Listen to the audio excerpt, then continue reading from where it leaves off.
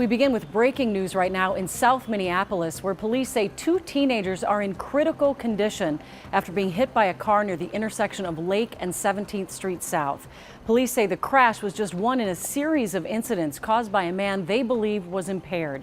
Alex Hagan is live in Minneapolis to explain what happened. Alex? Well, Julie, we're at that intersection. This is one of several scenes here. I want to take you straight to this scene.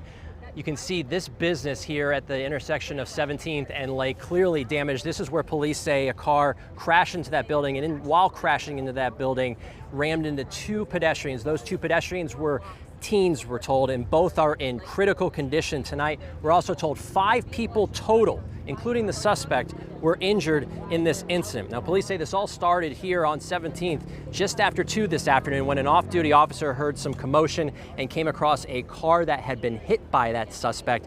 The officer then came across another scene near 17th and Lake where the suspect hit 2 teenagers, rammed into a business, injuring 2 others as well. The suspect then drove head-on into that officer's squad car.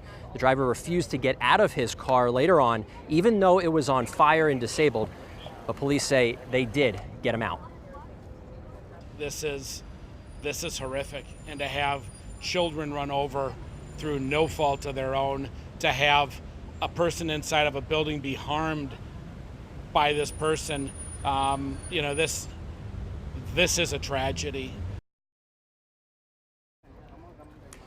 Now, police did tell us that driver, that suspect, may have been impaired. Again, 5 people total injured, including the suspect. 2 teens are in critical condition tonight, along with 2 others injured in that business or just outside that business. And then that suspect. We'll, of course, stay on top of this story. We'll bring you updates both on air and online. For now, back to you.